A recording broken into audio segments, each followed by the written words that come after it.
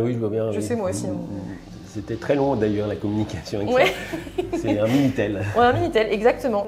Le Portugal, la Finlande, le Mexique et... S'arrêter là peut-être. Hello tout le monde, bienvenue sur l'émission EF en Air. Je suis très heureuse de vous retrouver aujourd'hui pour une émission spéciale 50 ans, parce que c'est les 50 ans de EF France. Et je suis aujourd'hui avec Laurent et Maëlys. Bonjour à tous les deux. Bonjour. Vous allez bien? Parfaitement. Est-ce que vous pouvez vous présenter rapidement, donc me dire un peu votre parcours par exemple J'ai fait un parcours classique, sorti du collège. Bon, après je me suis dirigé vers un métier manuel. Et donc j'ai découvert EF à partir de la fin de 3e. Et toi Maëlys? Moi je suis en classe de 3e. Est-ce que tu as un bon niveau d'anglais? Plutôt oui. Oui, tu te débrouilles bien. Ok. Et donc ce séjour, le premier séjour que vous avez fait avec EF, c'était en 1985. C'est ça. Donc il y a quelques années maintenant, ça passe vite. Comment ça s'était passé? Pour moi, c'était une première expérience parce que partir de chez soi sans la famille, sans les parents à l'âge de 15 ans, et ensuite le voyage s'est plutôt bien passé du début jusqu'à la fin. Très bien. Est-ce que c'était votre idée à l'époque de partir à Torquay ou est-ce que c'est l'idée de vos parents? Donc c'est ma maman qui a choisi la ville de Torquay avec ma grande sœur. Donc moi, quand on me disait Torquay, je ne savais pas du tout ce que ça voulait dire. Donc quand on m'a dit que c'était en Angleterre, moi j'ai cru que c'était à Londres et en fait non, c'est un petit peu plus loin. Et c'est vrai qu'à l'époque, c'était beaucoup plus compliqué pour nous joindre, pour rejoindre EF. Et je me demandais comment vous faisiez à l'époque pour vous renseigner, comment vous aviez... vous m'avez dit que c'était vos parents, vous avez parlé d'EF. C'est ça, c'est ma mère qui s'en est occupée. Donc moi, j'ai pas eu à suivre grand-chose, sauf que j'ai reçu effectivement l'inscription sur papier, le document, le fascicule qui expliquait le voyage. Et moi, ça m'a paru très très clair. Ouais.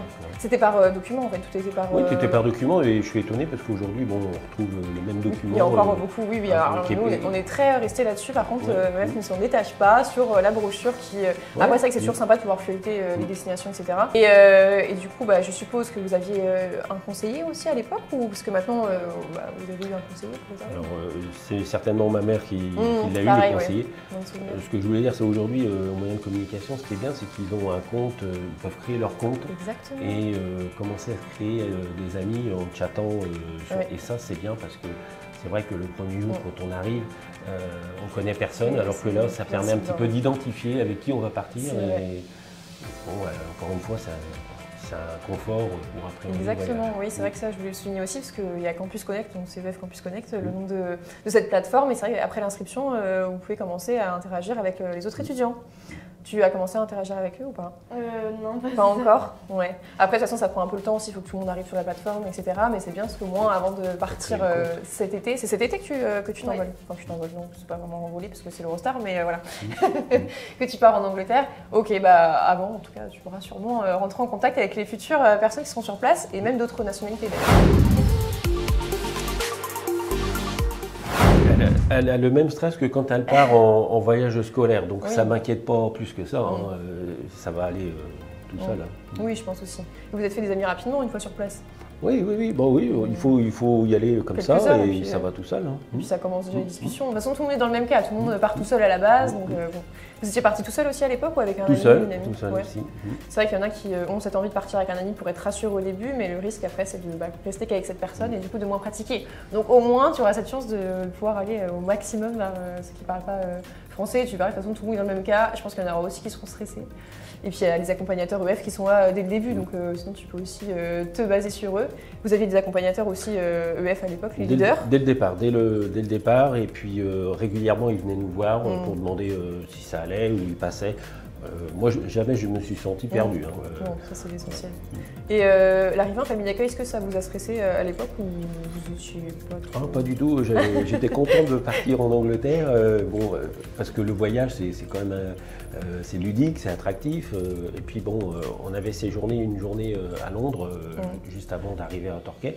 Donc déjà, ça met un petit peu dans le bain. Donc c'est vrai que dans Londres, là, j'étais moins tranquille, parce que c'est une grande ville. Grand, mais après, ça a été... Après, dans le bus, c'est là qu'on se fait un petit peu des amis, tout le monde parle. C'est vrai, exactement. Et d'ailleurs, est-ce que tu... pas maintenant, parce qu'il faut le faire, je crois, un mois avant le départ. Il y a un test à faire avant le départ pour connaître son niveau d'anglais, que ta classe soit adaptée. Est-ce qu'il y avait aussi ce test avant votre départ? Alors, le test, on a dû le faire, je pense, sur place, place. en arrivant. Ok. Il y a aussi un test du coup qui est un peu l'équivalent de ce test à faire avant le départ, qui est en ligne et gratuit, donc même vous pouvez le faire juste après si vous voulez. Je le mettrai aussi du coup dans la bio sur YouTube pour que vous puissiez le faire, c'est 15 minutes.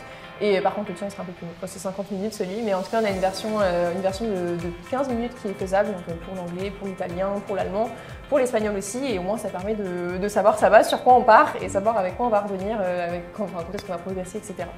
Donc ça c'est bon à savoir aussi, il ne faudra pas tout le faire parce que ça permet de bien te classer justement, et après tu seras avec d'autres nationalités qui auront le même niveau d'anglais. Est-ce que tu penses que l'anglais c'est important pour toi et tes futures études? Oui, parce que l'anglais, c'est la langue la plus parlée dans le monde. C'est une langue avec laquelle on peut parler à tout le monde. Pour le métier, ça sert aussi beaucoup. Du coup. Est-ce que vous vous souvenez du niveau que vous aviez avant et que vous avez eu après les 2 séjours ou pas vraiment? Automatiquement, on passe un cran dessus. Hein. Dès qu'on revient, on a tout de suite. D'ailleurs, on pense même presque plus en français, on pense pas en anglais. C'est bien. Hein, ça. Et c'était combien de temps vous étiez partis? 2 semaines à chaque fois ou plus? 2 semaines à chaque fois. Ouais. Comme quoi, ça vient vite. Et c'est vrai qu'au final, qu'on n'a pas le choix que de parler la langue, après, on se lance et on s'habitue vite. C'est vrai. Vous pouvez me rappeler du coup ce que vous faites maintenant? Donc, vous êtes pâtissier. Alors, moi, je suis pâtissier à mon compte. Voilà, donc vous avez votre pâtisserie. Exactement. Voilà, donc oui, c'est vrai que forcément, les clients, ça peut parfois ne pas parler français. Et puis au cours dans mon apprentissage, j'ai fait des concours et j'étais aussi à l'étranger, notamment au Portugal. Et quand on rencontre encore une fois des étrangers, la communication se fait en anglais. Est-ce que l'école, je pense que peut-être qu'elle a dû changer l'école depuis, je sais pas. Elle était comment l'école à l'époque? Parce que maintenant on a une école avec écrit EF en gros, vraiment parce qu'on est là-bas depuis longtemps. C'était une maison assez ancienne, mais restaurée pour l'époque. Et c'était un petit peu à l'écart du centre. Hein. Mais souvent on y allait en bus, on y allait à pied. Ça, c'était sympa. Et les cours étaient bien? Alors, on faisait des cours et puis il y avait aussi des activités de loisirs. Ce qui m'avait marqué, c'était le surf, parce que c'est la première fois que je faisais du surf avec une eau un petit peu froide. Ouais, oui, l'eau doit être bien froide là-bas. C'est vrai que je suis pas sûre que c'est là où tu vas trouver l'eau la plus chaude. Est-ce que vous étiez baigné aussi ou juste du surf? Le surf, ils nous avaient prêté des combinaisons et tout, non, c'était bien. On peut pas se baigner. Et c'était avec d'autres étudiants étrangers, donc toujours le groupe EF. Et donc encore une fois, l'échange, le dialogue, ça c'est très important. Ouais, c'est bien. C'est quoi votre meilleure anecdote? Il y avait un accompagnateur, mais qui était local, qui parlait anglais, qui était très sympa, et ça a fusionné le groupe. Voilà. Et puis après, il y a des soirées loisirs. On se sent un petit peu en vacances, et en même temps, on apprend. Et c'est pas comme si c'était un séjour d'école où il y a quelqu'un qui est derrière nous pour nous corriger. Non, moi j'ai senti un sentiment plutôt de liberté. Hein. Et je pense que ça doit être pareil. C'est vrai que vous n'êtes pas stressé d'envoyer Maëlys?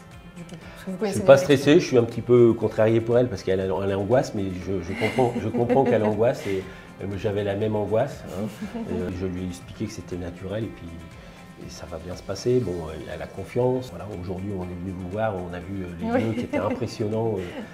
C'est très beau et ça donne confiance. Puis c'est surtout que ça fait 50 ans que vous existez. Moi, quand j'ai réinscrit Maëlys, je ne m'attendais pas à ce qu'on me dise, oui, ça fait 50 ans qu'on est là. Est-ce que vous aimez beaucoup voyager? Est-ce que tu voyages souvent, Maëlys? Oui, ça me plaît beaucoup de voyager, de rencontrer de nouvelles personnes et de voir de nouveaux paysages et tout ça. Ouais. Et quelles destinations vous avez déjà faites? On a fait la Guadeloupe, la Thaïlande, le Portugal, la Finlande, le Mexique et... On va s'arrêter là peut-être. et l'île Maurice. Ah oui, donc déjà beaucoup de destinations. Une globe-trotteuse déjà. Donc du coup, tu devrais pas être si stressé que ça de partir. C'est vraiment le fait d'être seule. D'être seule et de connaître personne. Pour t'aider à surmonter ton stress, justement, on a un invité qui va venir nous rejoindre et qui va un peu te rassurer. Donc on va le retrouver juste après ça. On se retrouve avec notre nouvelle invitée. Bonjour Riyad. Bonjour Alice, bonjour à tous les deux. Bonjour. On a bien indiqué que vous étiez déjà parti à Torquay, ça vous avait plu effectivement. Du coup, Maëlys souhaitait partir à Torquay également. C'est vrai que Torquay, c'est une destination où on a beaucoup d'élèves qui la demandent, notamment pour l'été, par rapport à son cadre, parce que c'est vrai que c'est un cadre balnéaire. Donc il y a beaucoup d'activités qui sont proposées sur cette destination. Ok. Ouais. Et est-ce que tu avais déjà échangé avec Maëlys directement? Maïs, pour l'instant, non, jusqu'à Voilà. aujourd'hui. Donc ça va être bien, on va avoir l'occasion de le faire. Et comme ça aussi, on pourra voir ce qui te convient au mieux sur la destination. Parce que Maëlys est un Ok. peu stressée. Du coup, elle nous a dit ça avant, qu'elle était un peu stressée. Ouais. Donc, est-ce que tu as des conseils à lui donner? Parce que je sais que tu conseilles beaucoup. Ah, ben, ce qu'il faut savoir, c'est que quand tu pars sur une destination comme Torquay, tout est mis en place pour que tu sois à l'aise. Vraiment, ne sois pas en panique parce que je l'ai déjà fait, je suis déjà allé sur place et souvent les élèves peuvent être un peu timides au début, mais ça c'est naturel, ça dure une journée et après tu seras à l'aise très facilement. Parce qu'on va faire une soirée de bienvenue, on va faire des activités qui vont être hyper variées, tu vas avoir des activités sportives, des visites de Torquay, des journées à Londres, des soirées à thème, donc tout est mis en place en fait pour que tu sois à l'aise avec les élèves. Tu seras là pour apprendre l'anglais le matin et l'après-midi, ce sera vraiment l'occasion pour toi de découvrir des élèves qui viennent du monde entier. Donc ça reste quand même une très belle expérience pour toi. Est-ce que ça te rassure ce qu'il te raconte? Ouais. Oui. Oui, ça Très doit bien. aider quand même. Vraiment, ne t'en fais pas. En plus, c'est une petite ville et tu vois, c'est en bord de mer, il y a pas mal de criques aux alentours, pas mal de choses à visiter. Vous avez fait des visites auparavant déjà de votre côté? Ah oui, on avait visité sur place, puis des activités de loisirs qui étaient très intéressantes. Ouais. De toute façon, tu seras toujours disponible si jamais. Bien sûr, moi des comme je suis là pour accompagner les élèves, que ce soit après la réservation et durant leur séjour. Donc c'est moi qui reste à disposition si vous avez la moindre question. Pareil pour vous Maëlys, s'il y a des questions, n'hésitez pas. Ok.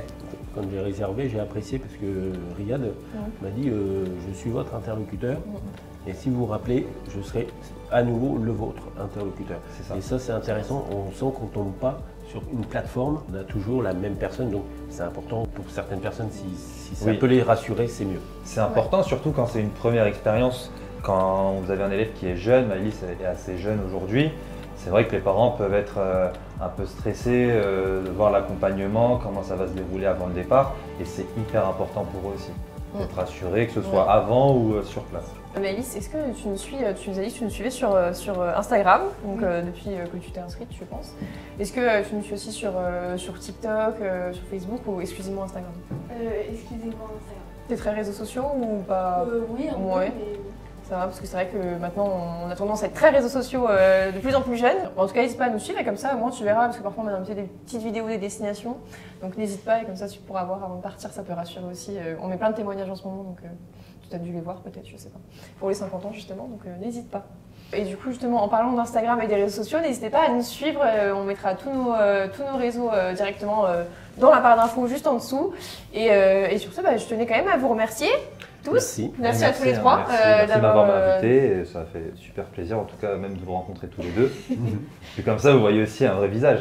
C'est important aussi pour vous. Oui. Merci Riyad. Avec plaisir. Merci Avec Laurent. plaisir. Merci Maëlys. Et surtout bon séjour. Merci à tous de nous avoir suivis. N'hésitez pas à nous suivre sur les réseaux et on se retrouve très vite pour une nouvelle émission sur YouTube.